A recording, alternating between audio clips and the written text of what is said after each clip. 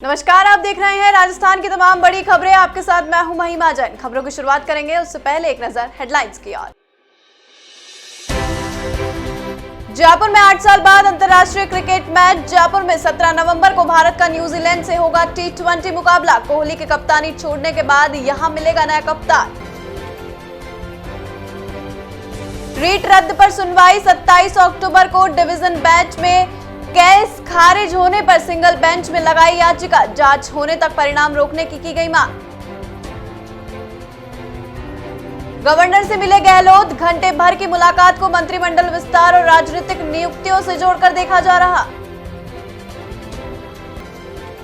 प्रशासन का स्लो आसन। सीएम की भी नहीं सुन रहे अफसर, इसलिए प्रशासन शहरों से दूर शहरों में 29% पट्टे ही बांटे। अजमेर में सबसे कम 2.8%।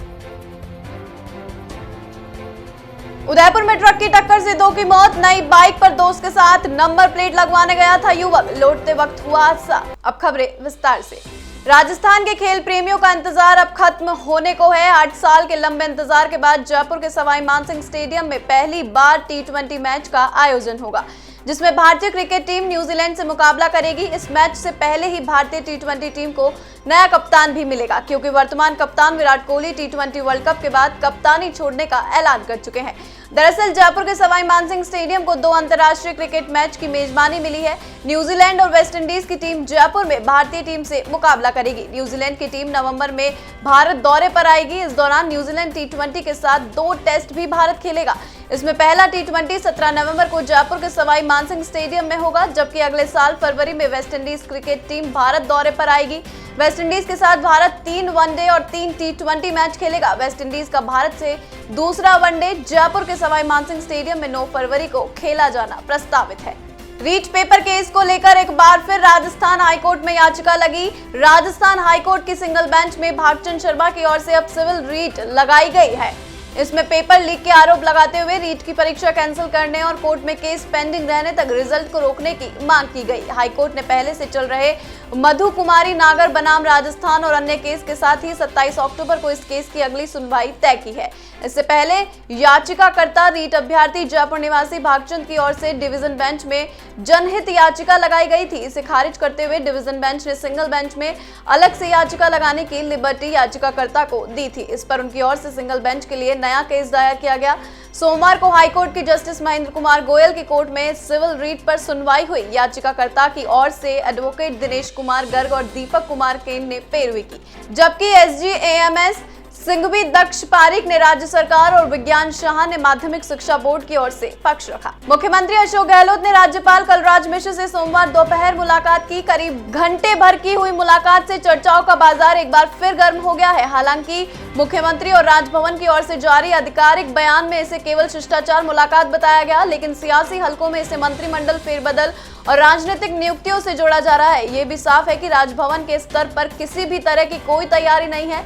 बताया जाता है राज्यपाल के साथ सीएम ने लंबित पड़े बाल विवाह के रजिस्ट्रेशन के प्रावधान वाले विवादित बिल पर भी चर्चा की। मुख्यमंत्री ने पिछले दिनों इस विवादित बिल को राज्यपाल से वापस लौटाने का आग्रह किया था। सोमवार की मुलाकात में सीएम ने राज्यपाल से उस विवादित बिल को वापस लौटाने पर बात की है।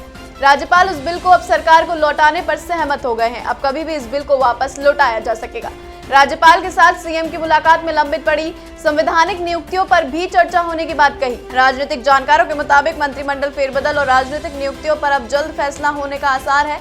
गहलोत मंत्रिमंडल में फिलहाल 9 जगह खाली है। संगठन में जिम्मेदारी वाले 5 मंत्रियों को हटाने के बाद 3 ये आंकड़ा 12 हो जाएगा। सीएम अशोक गहलोत ने प्रदेश में लोगों को पट्टा वितरण में अन्य समस्या के समाधान के लिए प्रशासन शहरों के संग और प्रशासन गांवों के संग 2 महत्वाकांक्षी अभियान शुरू किए थे, लेकिन अफसरों की लापरवाही के कारण प्रशासन शहरों के संग अभियान शहरों से ही दूर होता जा रहा है।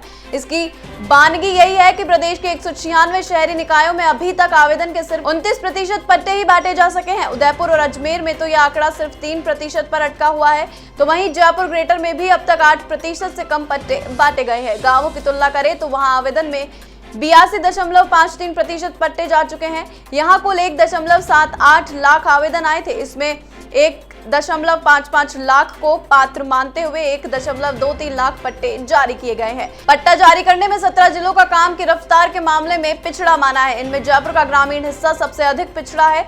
शहरों में अभियान की फजीहत का ये हाल तो तब है जब खुद सीएम सभी कलेक्टरों और 196 निकाय अफसरों की वीडियो कॉन्फ्रेंसिंग में अफसरों को कड़ी फटकार लगा चुके हैं। उदयपुर जिले के खेकाड़ा उपखंड इलाके में सोमवार शाम ट्रक ने बाइक सवार 2 युवकों को टक्कर मार दी। हादसे के बाद एक ने मौके पर जबकि दूसरे ने इलाज के दौरान दम तोड़ दिया। पहाड़ क्षेत्र के रहने वाले मनोज मीणा ने कुछ दिन पहले ही नई बाइक खरीदी थी।